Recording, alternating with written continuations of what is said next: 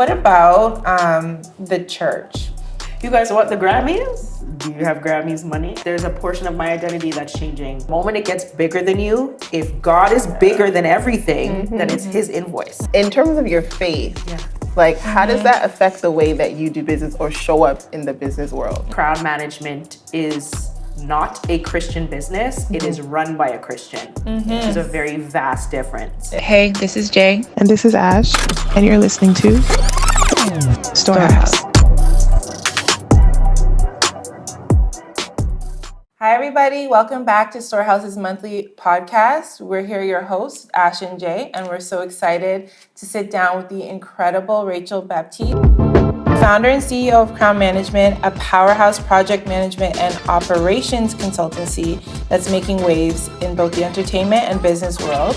She's worked with brands such as Found Hers, M2M and Friend of a Friend. Rachael is known as the Project Ninja, seemingly jumping into high-level projects, coordinating creative teams, and bringing big visions to life with excellence and clarity. So excited to have you here. Thank you. We met way back in gospel choir. Yeah, we went to York University Yes, together. we did. Yes. Karen Berg, and you have an amazing voice. Thank you. Outside of all of this, but we'll get into it. So tell us about Rachael. Who is Rachael? What do you want the people to know about you and about Crown Management? Wow, that's such a good question. I'm me. Hi. I'm Rachael. It was just my birthday 2 weeks ago. It was on the 15th. Happy belated. So I'm 34. I live in the East End of Toronto, born and raised Canadian. Yeah. Born in Toronto, raised Canadian. Parents are from the Caribbean, of course. So I'm second generation. Okay, Actually, yeah. because it's actually second generation. They were born here. And yeah, I went through schooling, started Crown Management in 2016. Okay. And initially was a artist management company. So I used to manage few artists in the city, Desiree D, Jason Reynolds, S. Dot, and then the pandemic came. Yes. And then I decided to switch up my model because usually in the entertainment industry, you are moving off commission unless you change your model properly to be service-based, or charge a retainer. But that's what I wasn't doing. So my business model was not structured correctly. And then I was like, okay, how do I make a consistent cash flow come through my business? And I switched the model. I let all my artists free. I let them do their thing, and they're doing amazing. And yeah, my first project was the Found Hers project, which was a report. It wasn't an event. It wasn't a single release. It wasn't any of that. It was a report for entrepreneurship. And so the first project was actually operations-based before project-based. And so, yeah, that's kind of the evolution of Crown and the pivot that kind of happened after the pandemic in 2021. And ever since then, it's been the major projects you've seen since then. Yeah. So if somebody were to ask about Crown Management today, what would you say that consists of, and what could they find if they're looking at your business? Great question. Yeah. So I would say project and operations in entertainment and business. So entertainment could be a span of things. It is music, it's sports. It's like people think entertainment is just mic and no, sports is entertainment too. It could be performance art, visual art. It could be any of those things. It could be a gallery, all of that. And then business is business services. So as of recently, I just added a new service for business in terms of grant writing and getting your business plan done, because it's one thing to create a business and bankroll a lot of your work, which is a lot of people's stories. Some people just pay it out of pocket for the passion of it. But especially being Canadian, we have a little bit more benefits than other countries. Like there's line items in the federal budget that are dedicated to small business, to art, to all of those things. And so I try to prep people to get those funds that are available to you that you didn't even know you could reach for, that are just for free, or just putting your name in the pot of the directory of that entity, just so that they know that you're existing. You once described your journey as like a divine intervention. Could you maybe explain to me or share a little bit about that moment and how it sort of shaped Crown Management? So good. That's such a good question. God really talks to you at like random times during the day.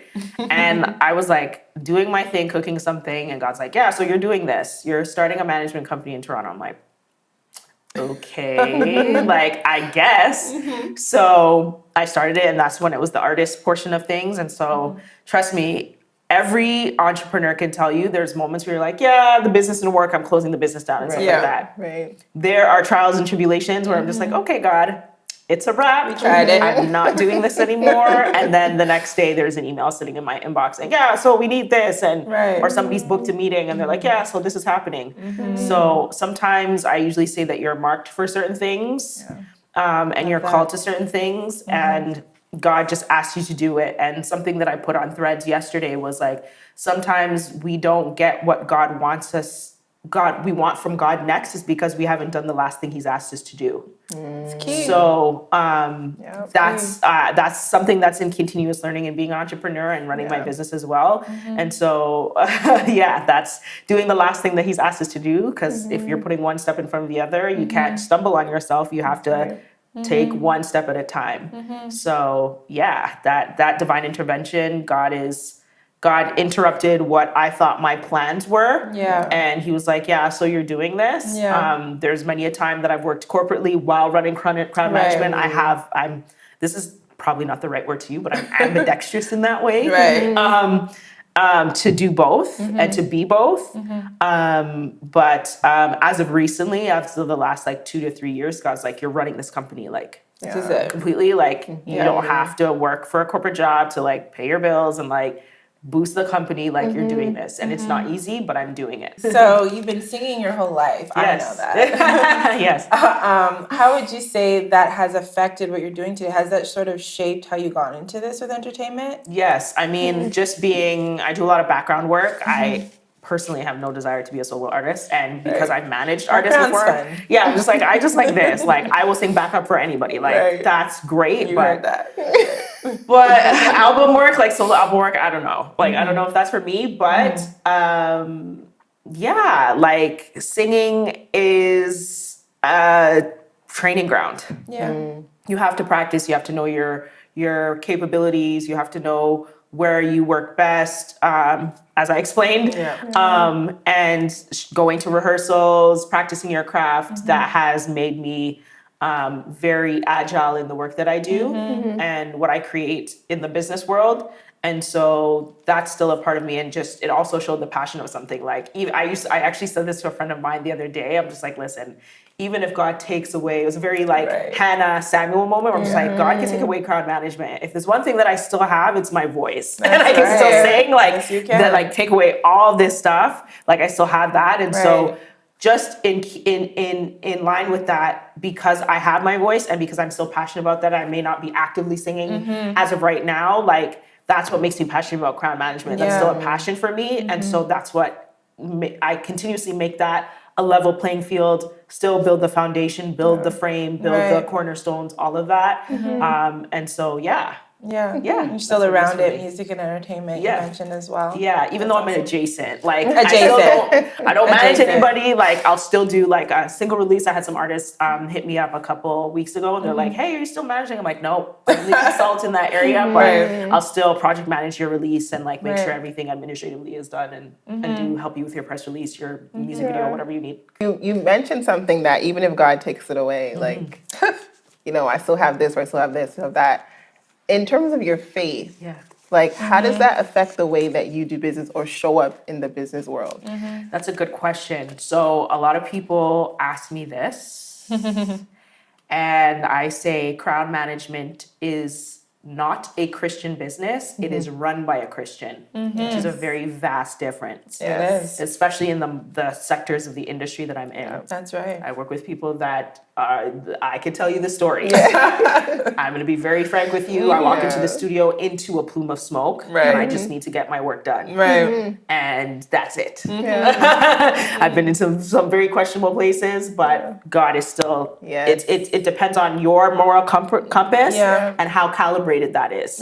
And so because I've made Christ my foundation, yes, there's places that I can be in that other people, they're just like, I don't know about that. I don't know if I can do that. I'm just like, yeah, I can work. And sometimes I'm like, yeah, I'm not doing that. I don't think I can be there. So there are some defining boundaries that I do place, but my faith is foundation to everything. God told me to run this business. I'm doing it. If he doesn't want me to do it, I'm not doing it. Who I am is my faith. And so that's kind of the difference. It's me, how I bring that. So when people who are not necessarily faith-based come and work with me, they're like, this is such an easeful process. And then that opens the door to have a conversation. It's not necessarily badgering them or trying to convert them or anything like that. They're just like, just how you present and the spirit that you do it in is enough. And I always say, don't do the Holy Spirit's job. You're not him. Okay. So let him do it. That's God great. has called you to move and do what he's asked you to do. And he will figure out whatever chess pieces on the board need to be moved. I think sometimes in particular spaces we have to use wisdom and the spaces that we're in, and we know that, okay, maybe I can't say this, but I can show them the love of Christ and how I responded to that.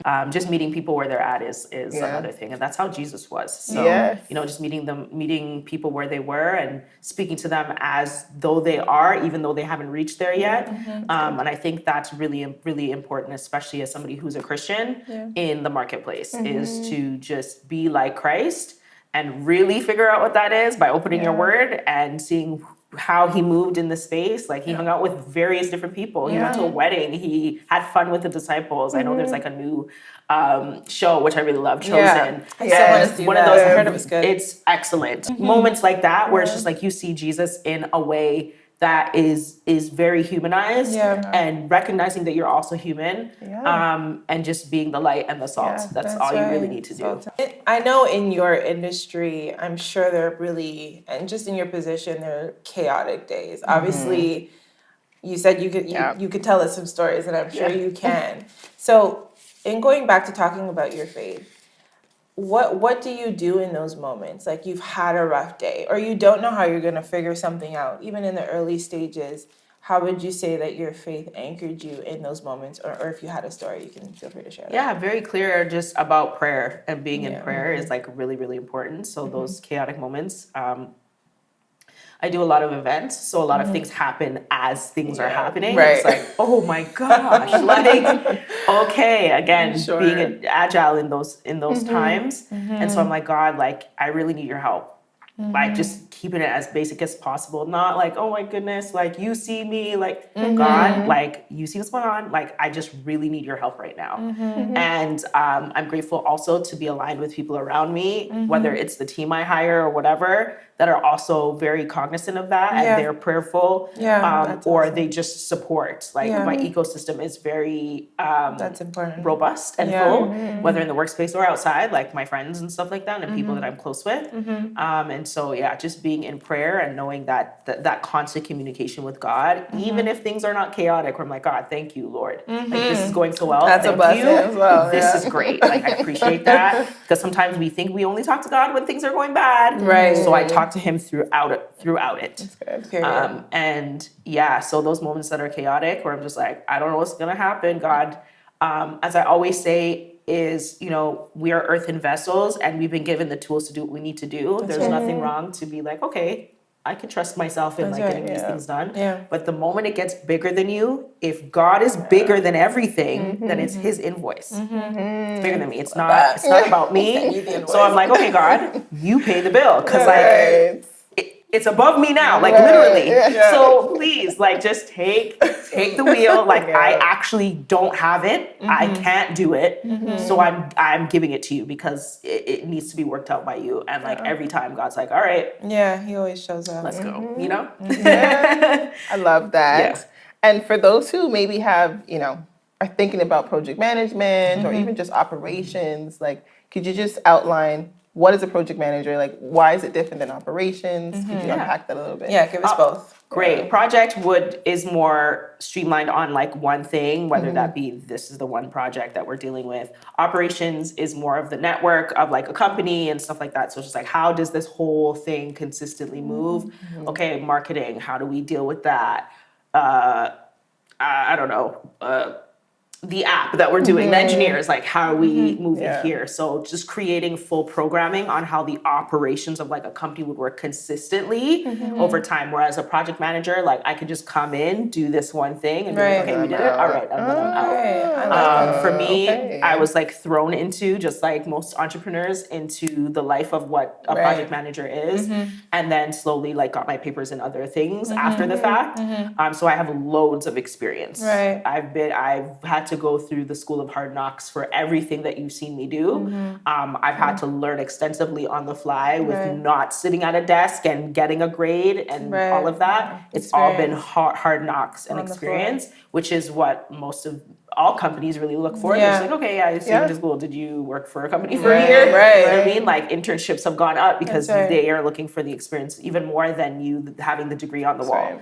Do you help pull a company together then? If Yes. they need to curate Yeah. what this needs to look like, what different departments I need to have, and how that runs. You can assist with that. Yeah. That's It's awesome. the operations of everything, or it's just like come in and like fix what's going on here. You mentioned internship.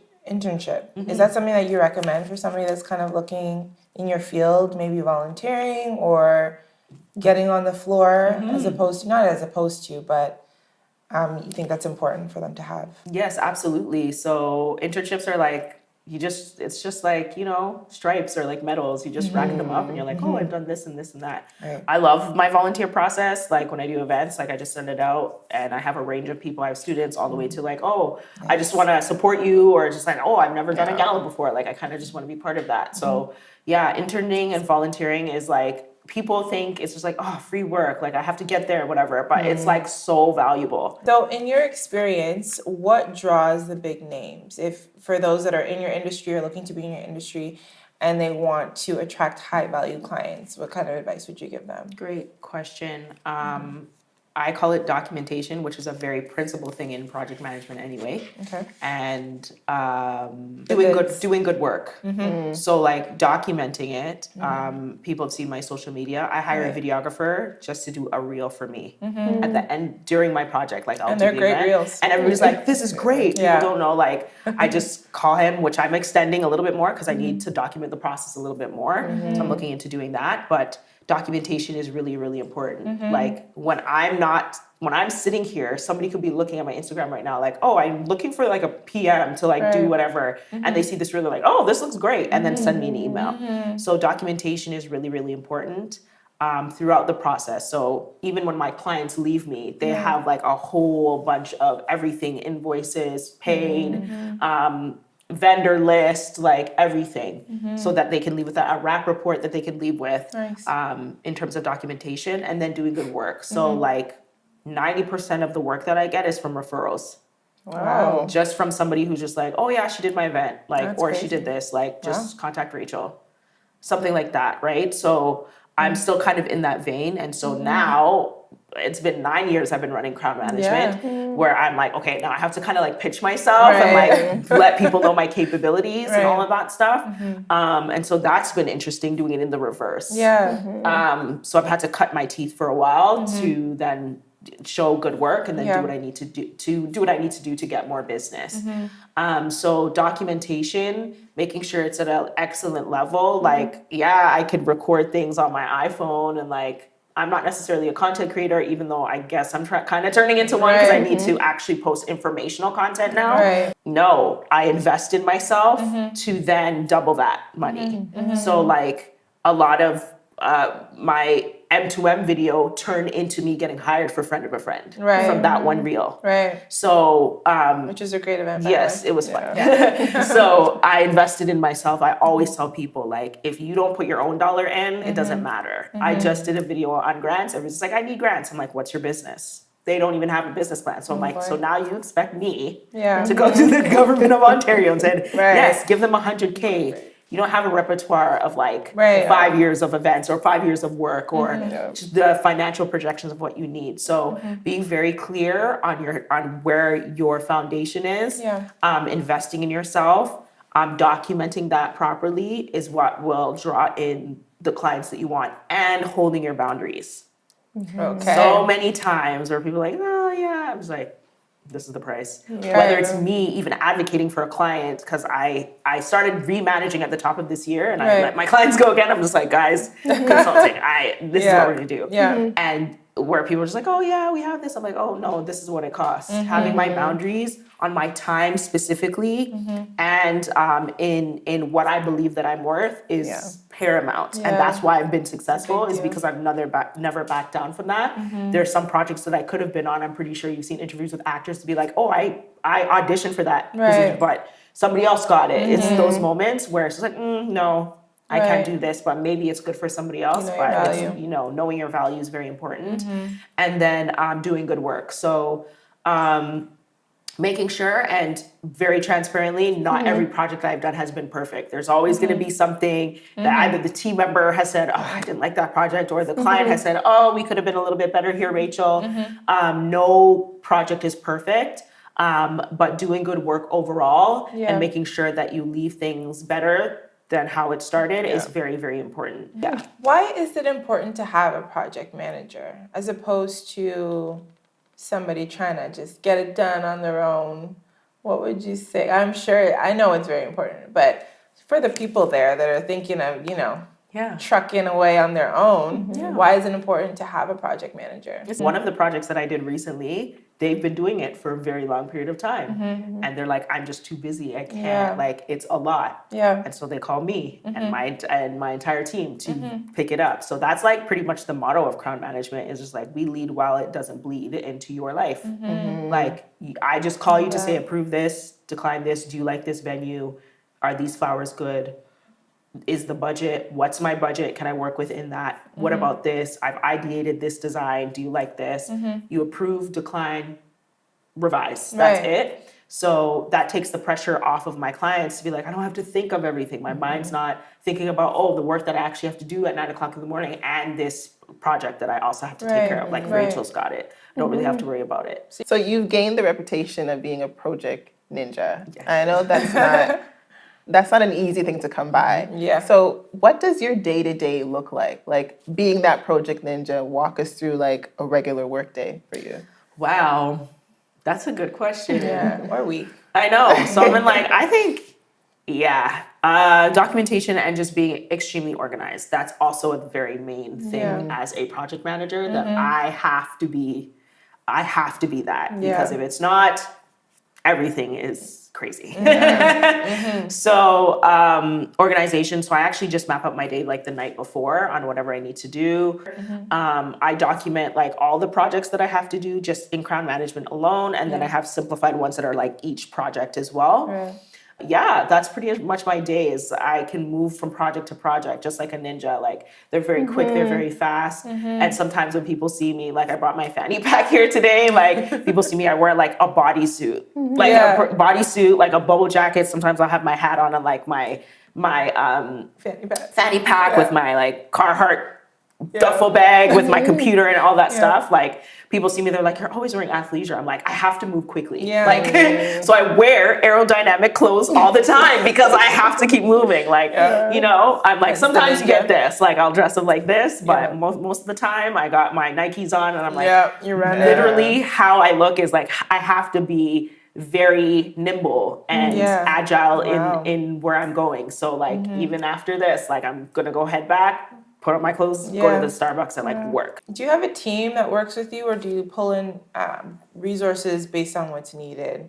That is so good. So I do have a team of subcontractors that I work with, especially on my events. So they're great. They've worked with me project to project. I have a full team. So like if I do events, I'll give you an example. I have an AV lead. He's fantastic. And so he's worked for like major venues like Metro Convention Center, Saluna, all of that. So he knows proper rigging and all that stuff. And he works the board for me. Or sometimes, if we work with a venue and they have an inset team, he works as a liaison in between. So we know what's happening. I have a showrunner, of course. So on the day of, that person runs the full run of show. So it's not just me. I'm literally, as you've seen me, moving around the space. And so everybody's in place. I have a sponsorship lead. So I don't take anything less than 4 months because I also fight fiscal years. So if you're asking me for CIBC to give you $100,000 for your event, and your event's a month away, sorry, you're not getting the money. You know.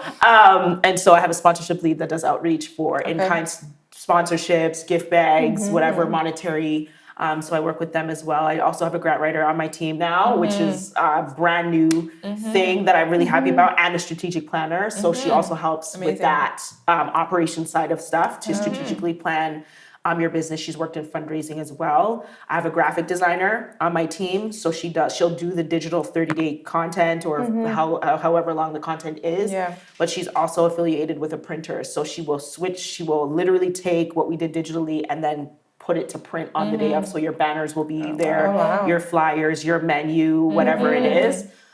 So she's great. And am I missing anybody else? I also have an associate PM so that we can balance the work, because it could be a lot on me, and I might be like doing 2 events at the same time, and that is a lot. And then for smaller projects for music, I usually just take them on for myself.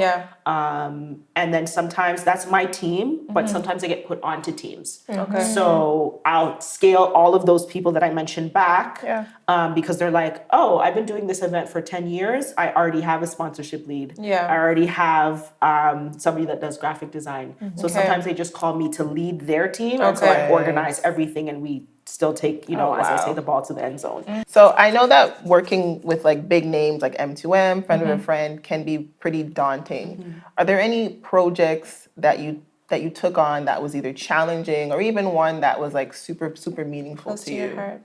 Friend of a Friend was just recently, it was in February. That was a gala. It was for Alzheimer's. So I know my grandmother has dementia, so like I know what that like kind of is. And shout out to Sam. He's been doing this event for so long, and he said this was his final one, which I don't believe. So and I hope he does another one. But we're getting closer and closer to the date, and he's like, oh, the major snowstorm in February is on the day of our event. Wow. We're still doing it. I said, okay. So there's some things where it's just like, I can't, who are saying, yeah, we're doing it. And then someone's just like, I suggest we don't. They're just like, no, we're doing it. And so sometimes that's just the communications that I deal with clients. And we did that. And the day after that, of our event was the plane crash at Pearson. So it was just a lot. We had like that huge dump at snow and 250 people still came out. Like we still packed out that event. That's and people amazing. Drove hours to come to Friend of a Friend. M2M, I did in 36 days. Wow. That was intense. Take a breath for that. Take a breath. It was good. It was challenging because there's a lot of challenges that people don't know that happen behind the scenes, and that's another thing people think they're just like, oh, so great. I was like, you don't know what's happening. Very challenging. The stress that I go through. Again, thankful for my team because they're just like, we got you. Like, don't worry about it. And that was a 2-day conference. A 2-day conference that was really, really great. It was my first conference. And that's what I also really love about my company is that I've done various different types of events and different types of projects. It keeps my portfolio extremely colorful. And so somebody's just like, oh, have you done a sporting event? Yes, I did the Do Your Part celebrity basketball game, which was awesome. And 400 people came to that event. It was for climate change. Got to work with a lot of different, we call them Toronto celebrities, of course. So this Savannah Ray, Marlon Palmer hosted the event. We had Troy Crossfield playing basketball. I think one of my favorites was shout out to Showcase. She's a mental health therapist who's also a Christian. And she did a therapy event called Let's Talk Therapy. And so I really liked that project. It was very meaningful to me. I loved the panels that we had. We had an entertainment panel. So we talked about therapy and like mental health, but an entertainment panel. We had a relationship panel with people who were married and divorced. We had those who are in the mental health field as well. It was just really, really great. So what about where you're going next? What would you see crowd management becoming over the next few years? Where would you like to evolve? I know you mentioned just grant writing just started. What do you want this company to look like over the next 3 to 5 years? So I want to be doing large scale events more with corporations and like corporate stuff. So that would be great. Probably looking at having a brick and mortar. We'll see what that looks like. I still love the remote and working wherever you can. Right. But having an office would be cool. I do want to expand Crown to being a firm. So initially, I want to be able to help people educationally, like get their PMP, get whatever they need to. And then, having all of the music clients come in and just really cycle out as a firm, the grant writing, the business plan work for small business, like really building it out and then expanding to the States. I've already opened a portion of my business in the States already. Nice. So it's just raking those dollars. And I'm very honest, whoever is behind the Oval Office desk doesn't matter to me. Right. I'm gonna find the money. I'm gonna find the dollars. So, and God ordains my steps regardless. The average person who wants to, or average business owner wants to connect with Crown Management and work with you, what does that process look like? Yeah. Great question. So being very clear about what your project is, what that looks like. I used to even say this to musical artists, I don't work with green artists. Like I never used to work with them. Okay. Don't come to me and say, I want to be a singer. I'll be like, do you have 50 songs in the vault that I can listen to right now? Or some people are just like, I'm a student, I'm just starting out, that's great. But as I work with established artists, I'm the person that you call when you can't spin all the plates. When you're like, I'm missing emails, I can't go to this meeting and stuff like that. It's just like, oh, you have things spinning already. And I could just take it off your plate. I can spin the basketball, like it's fine, just pass it to me. So I'm the person where it's a lot. And it's just like, okay, I can carry some of it and move you to where you need to be. So the process essentially is just getting in contact with me. I know we'll talk about that later, and knowing your project, and then obviously being very clear about what that is, whether it's event, grant writing, whatever. Even in the form that I have for booking a meeting with me, it has baseline. Are you ready to invest this much in what you need to do, and what is your business? What is your project? How did you find out about me? So having those things together, and then I usually give a little bit of time for that person after I give pricing or whatever, and then we immediately move into like contracting, invoicing, and then I start the project. What about the church? So I know, obviously, in the Christian community and churches, they're always having events and banquets and conferences and things like that. Do you feel that it is a missed opportunity in terms of project management? Operations management, even for like churches, that could be a segment. Do you feel like there's a gap there? And if you do, why? And if you don't think so, tell the people why. I think it goes back to my answer from before. It's a yes and no. It's like what you're willing to invest in. I have clients all the time. I say, hey guys, you guys want the Grammys? Do you have Grammys money? Because I can do whatever it is you want me to do. Are you willing to pay for it? Are you willing to invest in it? We could try to make it as best as possible. Right. But, part of what I do is getting you what you need, but I'm also really good at trimming fat when it's just like, okay, what can we remove from here to put money elsewhere or whatnot? Right. I think there is a market there, yes. The church and the leadership needs to be willing to invest in those people just the same way that you would invest in your Levites, the people that sing on the stage, whoever's in liturgical ministry, whoever's doing dance, whoever's counting the money, the treasurer, whoever's Sunday school, whatever it is. That's right. Your youth ministry. And one thing I say about the church is any church that is successful is because they've poured into their family ministry. Amen. Girl. Any church that exists that is thriving, you have to invest into your kids, your Sunday school, and your youth ministry. We watch so many churches and their youth ministry is just like, and the church is still at the storefront. That's right. And it's because you didn't invest in the future or the children. That's right. Any church that is thriving is because they've invested in their family services. So once you've done that, and you have a very clear budget on what you want to do, and at the high levels that you want it, then you approach somebody like me to say, hey, we're doing a banquet, we want it at this level. Okay, that's what it is, but you have to bring it to a space. Now I understand that churches are not publicly funded, like this is coming out of the budget of the church itself, and so there is clarity that I have on my end, where I wouldn't charge like them M2M prices or whatever for that. But just being very clear on the excellence that I do believe the kingdom of God requires. And, we're watching, people who you're at the storefront church and they're like, oh, we need this and we need that. And you want a 2819 level production. You want a Pastor Philip production. It's because those people either work in the corporate spaces, they do want to serve, but they also believe in the excellence in the artistry of things. We watch Satan hijack so much of the creativity that we have. And it's like, no, we need like, there's people in life that can have like the Megan Ashley level stuff or the Pastor Philip level stuff or the Dr. Matthew Stevenson level graphics and stuff like that. Like we are creative.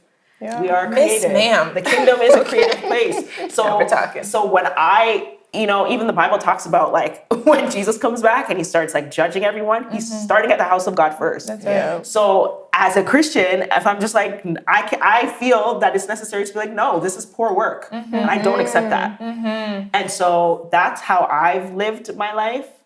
And that's how I've chosen to create the standard for myself in terms of what is excellent, how to execute flawlessly because of who I'm representing. Yes. And that's it. Like if I'm representing the light, then I'm going to do that. I'm human, I'm going to falter and I will be like, okay, that's human. Okay, get back on the horse and keep going. Right. But sorry, I don't lower the standard for people in the kingdom of God. I do not. I just think there's an excellence that we have to adhere to. Come up. I might be a little bit hard on them, but let's bring the level up.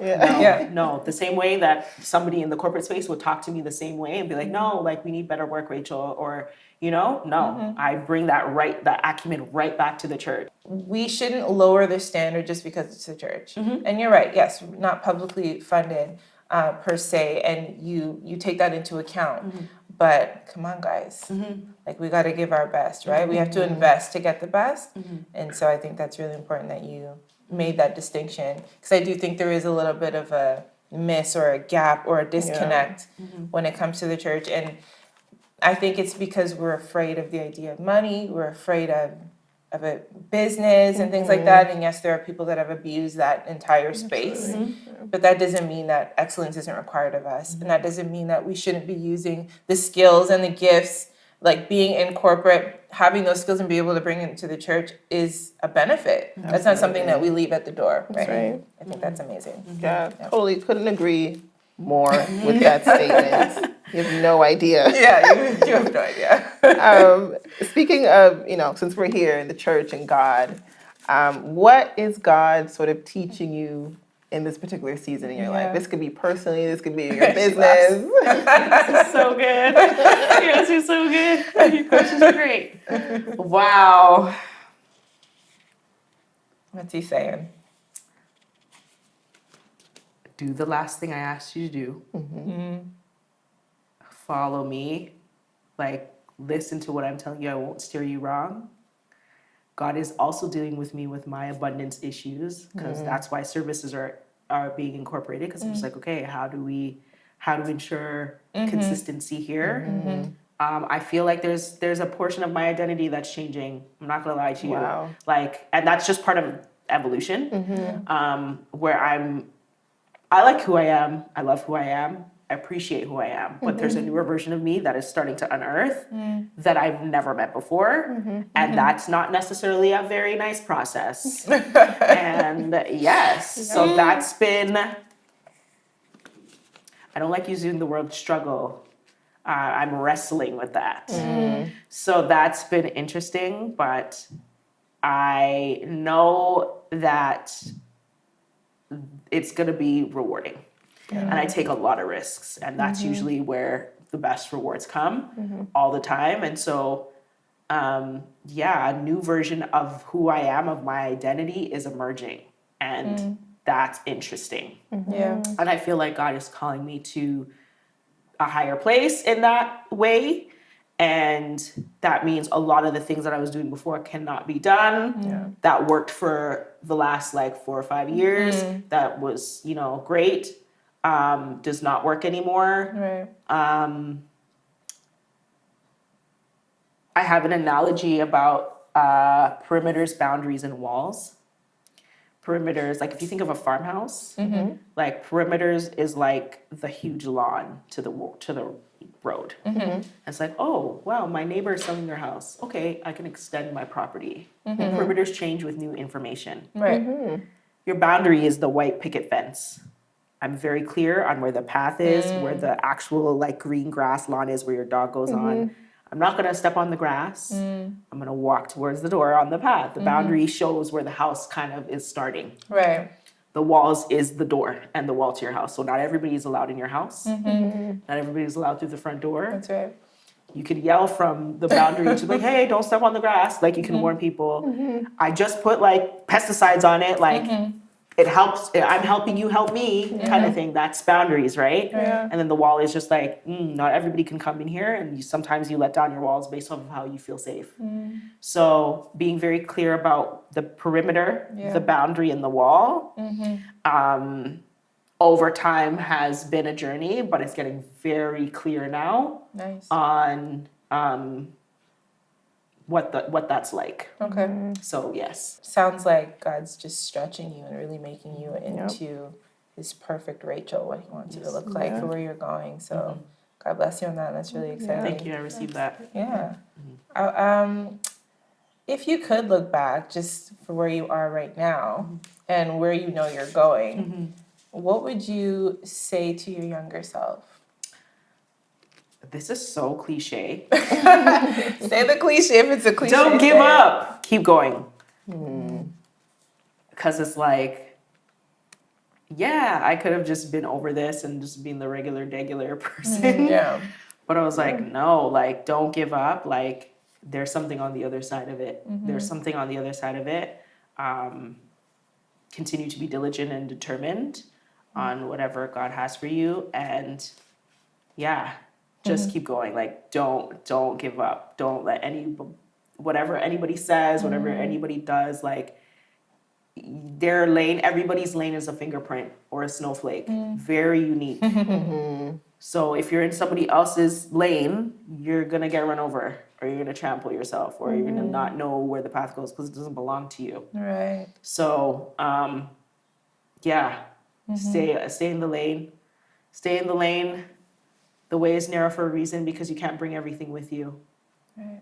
Like if you think you have a narrow way, you can really only carry a backpack. That's it. And it's your backpack. You can't carry your duffel. You can't carry your Yeti drink. You can't if the way is wide, you can bring whatever you want. You can pack the car and go. No, sometimes the Pilgrim's Progress is you're walking and you have one backpack and that's it. Would you say that's sort of the entrepreneurial journey as well? Like for those who are thinking about maybe should I step into entrepreneurship?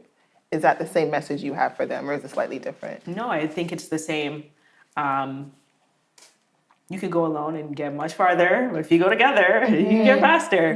And it's okay to have that support. I know people who work in duos, they have a co-founder relationship and they're able to work together very, very well. It is a very, I have a mentor, Pastor Ruth, shout out to her, and she says, the prophet's life is very lonely. It's very lonely. So, Indeed. Yeah, it will feel like that, but knowing that you're not alone is usually when you have the most support. And knowing that it's okay to be alone, but yeah, keeping your eye on the prize. If I'm going to make it corporate-y, keeping your eye on the prize, staying in your lane, knowing it's okay to change your mind. The perimeter might change. Yeah. You're like, oh, more land, great, bigger front yard. And then knowing, yeah, that it will be hard. Sometimes it does feel like it's all on you, and you're like, Yeah. that's hard. But there's an anointing with entrepreneurship too. Indeed. There is a grace for it. Indeed. Some people can slip in and slip out of it, and some people they have been graced with the fruit of long suffering to carry that That's right. for a long period of time. And I believe you both have, and myself and others who have been here. And you just have to know that and kind of take that anointing and be like, okay, God, it's just me and you. Same way where it's just if everything is taken away and I just have my voice, cool. It's the same thing where it's just like, okay, you've given this to me. If it's nobody else, as long as I have you, I'll be okay. Before we wind up, tell the people how to find you. TikTok? No, I'm joking. You can find me on Instagram. The handle is crown.mgmt. It's the same handle on Instagram. You can find me on Facebook, Crown Management. My symbol kind of looks like the Mazda symbol, except it's not the Mazda symbol. It's a C and an M. You can find me on Instagram. To get to me very quickly, you can DM me there by email, info@crownmanagement.ca. My website, www.crownmanagement.ca. Here with these lovely ladies. If you didn't get that, hit them up and they'll hit me up. Exactly. But yeah, that's how you can find me. Rachel, thank you so much for sitting with us. Yes. It's honestly a blessing and a privilege to sit down with you and hear your story and how you became who you are. And we bless you with where you're going. Thank really you. excited to see what else is coming down the pipe. Yes. I know there'll be a lot more. Yes, I Thank you received so that. much. Thank you so much, ladies. I really appreciate it. It's a lovely time. Thank you. Thank you.